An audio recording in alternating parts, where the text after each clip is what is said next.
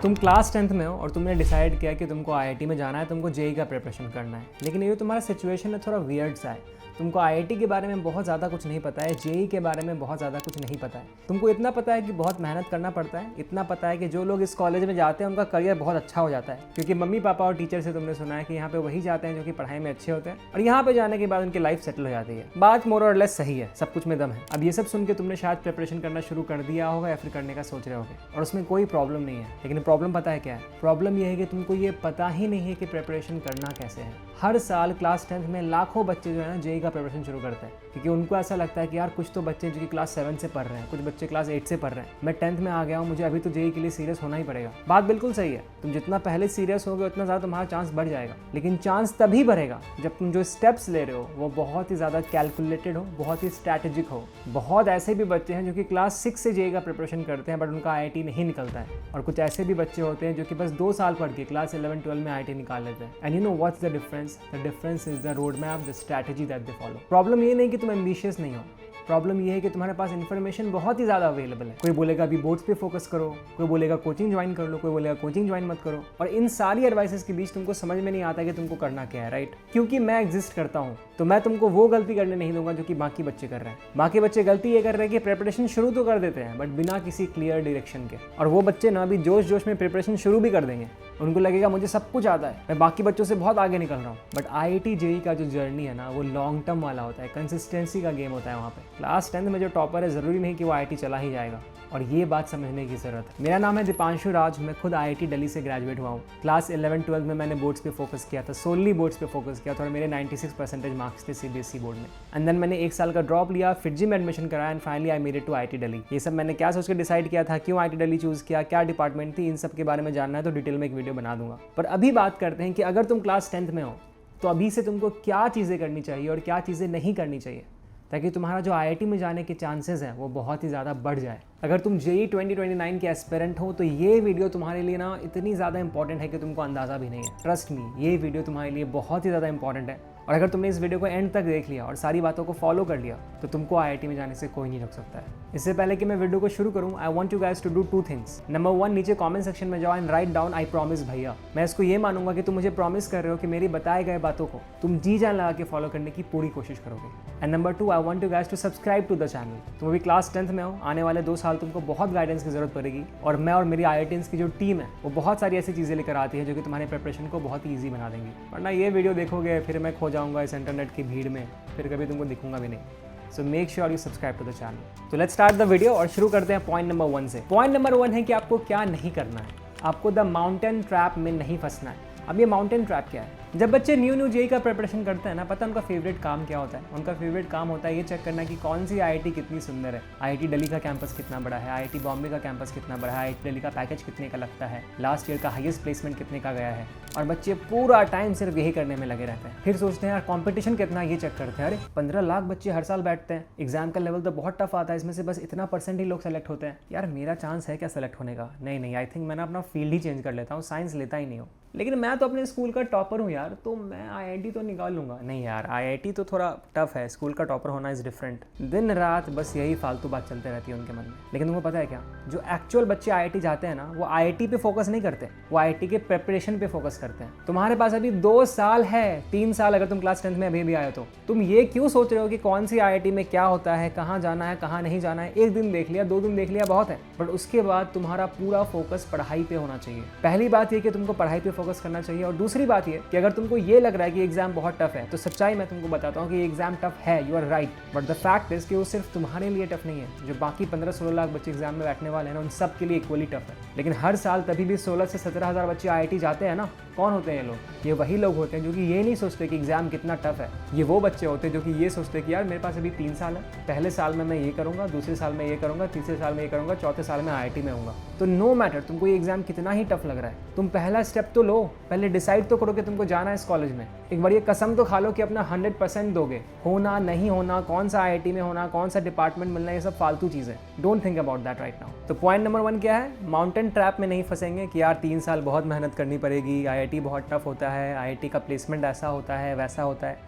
This is a trap. Now comes point number 2, one of the most important point. This brings me to point number 2, which is the bridge chapters. देखो भाई, simple सी बात बताता हूँ, अगर तुम्हें लगता है कि तुम अपने स्कूल के साथ साथ कोचिंग को मैनेज कर सकते हो, ज्वाइन कर लो, कोई प्रॉब्लम नहीं है। अगर तुम्हें लगता है कि तुम नहीं ज्वाइन कर सकते, मे बी फाइनेंशियल कंडीशन ऐसा नहीं है, मे बी तुमको उतना ज़्यादा स्ट्रेस अभी नहीं चाहिए लाइफ में, बट क्या तुम कुछ भी ऐसा कर सकते हो जिससे कि तुम्हारा IIT में जाने का चांस बढ़ जाए? The answer is yes, and the answer is the bridge chapters. एक सच्चाई बताता हूँ तुमको, क्लास 10th का जो एकेडमिक्स का लेवल है ना, और जो क्लास 11th का लेवल है, उसमें ज़मीन आसमान का अंतर है। बहुत ऐसे बच्चे होते हैं जो कि क्लास 10th में एकदम 10 CGPA लेकर आते हैं। मेरे टाइम पे भी बहुत ऐसे बच्चे थे कि अरे यार साइंस में तो मैं बहुत अच्छा हूँ, फिर जैसे ही क्लास 11th में जाते हैं बोलते हैं भाई 10th का साइंस तो इतना ईजी था, ये 11th में क्या हो गया, इतना टफ क्यों लग रहा है? टफ इसलिए लगता है क्योंकि क्लास 10th और 11th के साइंस और मैथ्स में ज़मीन आसमान का अंतर है, जैसे मैंने बताया। तो ऐसे में तुम क्या कर सकते हो? कुछ ना ब्रिज चैप्टर्स हैं जो कि क्लास 10th में भी है, तीनों सब्जेक्ट्स में। अगर तुमने उस पर अच्छे से फोकस किया अभी, और जितना तुमको बुक्स में दिया गया उससे थोड़ा सा ज़्यादा पढ़ लिया, मे बी ओलंपियाड के क्वेश्चंस लगा लिए, कुछ रेफरेंस बुक्स के क्वेश्चंस लगा लिए, तो ट्रस्ट मी क्लास 11th में जाके तुमको प्रॉब्लम नहीं होगा ज़्यादा।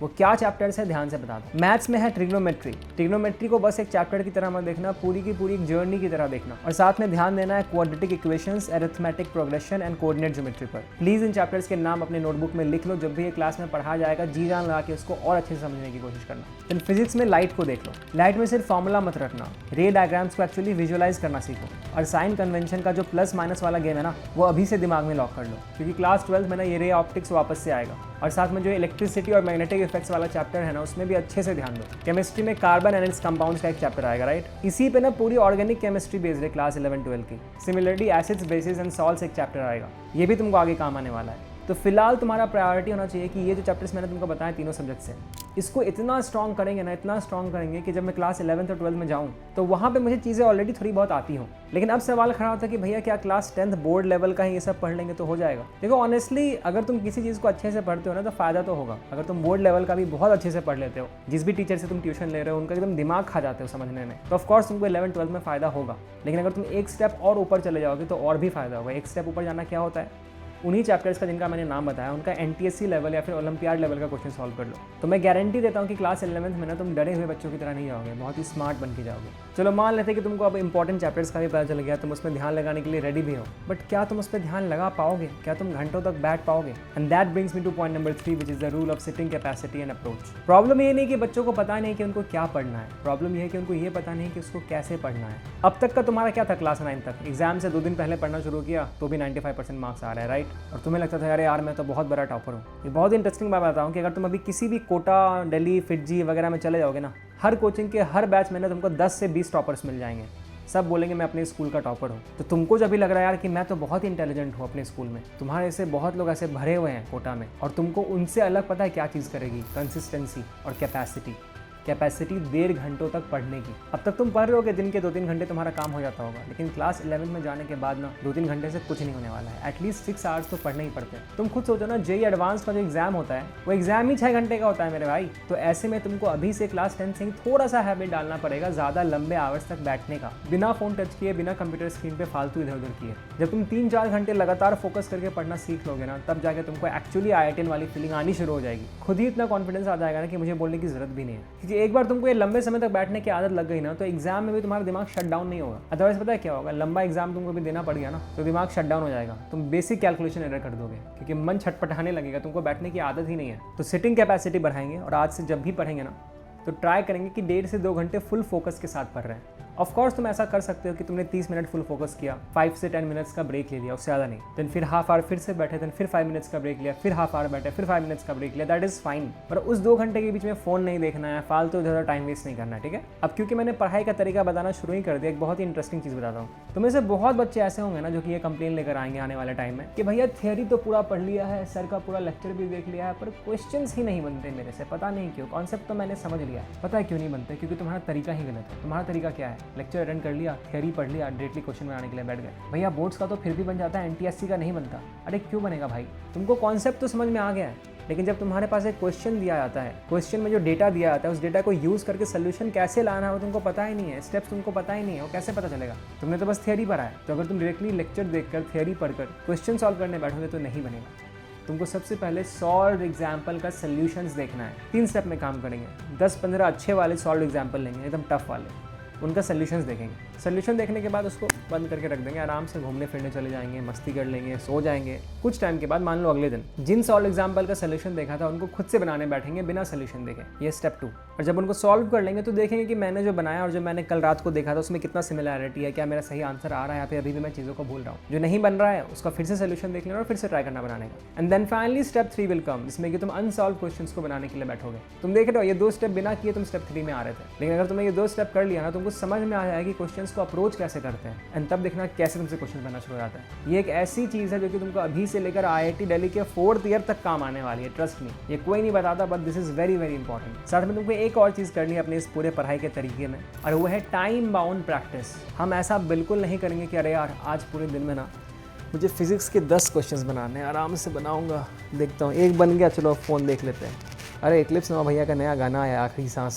वो सुन लेते हैं। आखिरी सांस जो मेरा नया गाना आया वो सुन लेना, अभी भी Spotify पे अवेलेबल है, सुन सकते हो। बट पढ़ाई के बीच में नहीं मेरे भाई, तुमको टाइम बाउंड प्रैक्टिस करना है। क्वेश्चन की डिफिकल्टी लेवल के अकॉर्डिंग तुमको टाइम सेट करना है। फॉर एग्जाम्पल 10 क्वेश्चन है तो मैं आधे घंटे में करूँगा। अब तुमको जी जान लगा कि उसको एग्जाम की तरह देखना है और आधे घंटे में ही सॉल्व करने की कोशिश करनी है। जब तुम ये हैबिट लेकर आओगे ना तो भाई तुम कम से कम 3-4 लाख बच्चों से तो ऐसे ही आगे हो जाओगे, गारंटी देता हूँ। Anyway, now let's talk about the last point of this video that is a game changer, and that is the 3-step roadmap. Normal boards के लिए कैसे पढ़ना है तुमको पता है, कोचिंग में टीचर कुछ चीज़ें पढ़ा रहे हैं, NCERT दिया हुआ है, उसको पढ़ लिया, हो गया बोर्ड्स के लिए प्रिपरेशन। लेकिन यहाँ पे ना अगर तुमको IIT का टारगेट है क्लास 10 से अभी से, तुमको 3 स्टेप में काम करना होगा। पहला स्टेप होगा NCERT बस पहला स्टेप है। बड़ी बड़ी और फैंसी रेफरेंस बुक्स को देखकर ऐसे ओवर एंथुजियास्टिक मत हो जाना, अरे भाई यही तो है ज़िंदगी, इससे ज़्यादा तो क्या, ये आ गया तो ज़िंदगी बदल देंगे। नहीं भाई, आपका बेसिक्स पहले बहुत स्ट्रांग होना चाहिए, और बेसिक्स NCERT है। पहले स्विमिंग पूल में तो तैरना सीख लो, फिर लेक में जाना, फिर सी में जाना। डायरेक्टली जाके तुम समुद्र में जंप लगा दोगे, बोलोगे मुझे स्विमिंग सीखना है, ऐसे थोड़ी होता है। स्टेप 1 समझ में आ गया, NCERT करेंगे और फिर रेफरेंस बुक्स वगैरह बनाएंगे जो भी अवेलेबल है मार्केट में अच्छे वाले। तो अपने टीचर को कंसल्ट कर सकते हो, उसके ऊपर एक डिटेल वीडियो चाहिए तो भी बना दो, नीचे कमेंट सेक्शन में बताना अगर चाहिए तो। Then come step number 2, olympiad level testing. जो ब्रिज चैप्टर के एग्जाम्पल्स मैंने ऊपर दिए थे, जब भी वो चैप्टर्स कंप्लीट हो जाए तो डायरेक्टली JEE एडवांस के क्वेश्चंस बनाने मत बैठ जाना। इंस्टेड तुमको ये करना है कि जो प्रीवियस ईयर क्वेश्चंस पेपर है of exams like NTSC, exams like olympiad, इनके क्वेश्चंस बनाने हैं। क्योंकि ये जो एग्जाम्स होते हैं वो क्लास 10 का ही सिलेबस फॉलो करते हैं, बट थोड़ा सा ज़्यादा एनालिटिकल होता है। इससे तुम्हारा ब्रेन में एक्चुअली खुलना शुरू हो जाएगा। एंड फाइनली स्टेप नंबर 3, इसका तुमको बहुत ज़्यादा ख्याल रखना है, तुमको टाइम टू टाइम टेस्ट देते रहना है। अब बोले रहे भैया टेस्ट तो फिरजी नारायणा वाले बच्चे देते हैं, कोचिंग में लेते हैं। अरे नहीं भाई, कोई फिरजी नारायणा जाने की जरूरत नहीं है। तुमने पूरे वीक में जो भी पढ़ा है उस टॉपिक का ना 10-20 क्वेश्चन निकालो, एक टाइम सेट करो और उस टाइम में उन क्वेश्चंस को बनाने की कोशिश करो। जो क्वेश्चंस नहीं बनते हैं, कोई सैड होने की जरूरत नहीं है, उनका सोल्यूशन देख लो। 2 दिन के बाद उन्हीं सेम क्वेश्चंस को जिनका सोल्यूशन देखा था और जो नहीं बना था उनको खुद से बनाने का ट्राई करना, बन जाएगा। हर वीक बस इतना ही टारगेट रखो कि संडे को ना मैं 20 से 25 बस क्वेश्चन बनाऊंगा ऑफ द टॉपिक्स जो कि मैंने पूरी वीक पढ़े थे, बस काफ़ी है। यही है सेल्फ इवैल्यूएशन, यही है टेस्ट। अगर तुमने इन सारी पॉइंट्स को अच्छे से फॉलो कर ले जो कि मैंने इस वीडियो में बताया, तो ट्रस्ट मी तुमको IIT जाने से कोई नहीं रोक सकता। क्लास 11 में जब जाओगे ना तो कॉन्फिडेंटली घुसोगे, कोई डर नहीं रहेगा मन में कि अरे यार मेरे से IIT निकलेगा या नहीं, मैंने कोई गलती तो नहीं कर दी क्लास 11 में साइंस लेकर।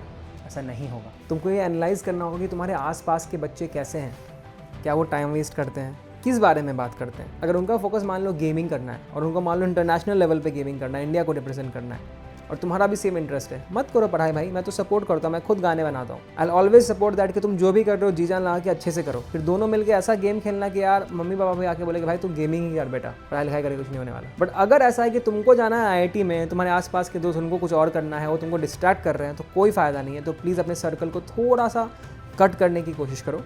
आई एम नॉट सेइंग कि दोस्ती तोड़ दो, बट बी केयरफुल कि टाइम वेस्ट बहुत ज़्यादा नहीं करना है, ठीक है। ये बहुत इंपॉर्टेंट रोल प्ले करता है, और तुम छोटे बच्चे हो तो तुमको इन सब चीज़ों का रियलाइजेशन नहीं होता है। एंड में बस इतना बोलूँगा कि IIT दिल्ली, IIT बॉम्बे ना वो बच्चे नहीं जाते हैं जो कि क्लास 8 से क्लास 6 से प्रिपरेशन कर लेते हैं। वो बच्चे जाते हैं जो कि सही प्रिपरेशन करते हैं, सही माइंडसेट के साथ, सही स्ट्रैटेजी के साथ। कोई भी डाउट हो तुम्हारे प्रिपरेशन में तो नीचे कॉमेंट सेक्शन में ज़रूर पूछना। चैनल को सब्सक्राइब कर लो, मैं ऐसे और भी वीडियोज़ लाता रहूँगा तुम्हारे लिए, और एंड तक साथ नहीं छोड़ूंगा। तुम्हारे जो सुपर सीनियर भैया होंगे ना, उनसे पूछना कि मेरे वीडियोस देखे थे या नहीं। हार्डली कोई ऐसा मिलेगा जिन्होंने मेरे वीडियोस नहीं देखे होंगे, एटलीस्ट एक तो वीडियोस अपने देखी होगी। So make sure to subscribe to the channel and make sure to ask all your doubts in the comment section below.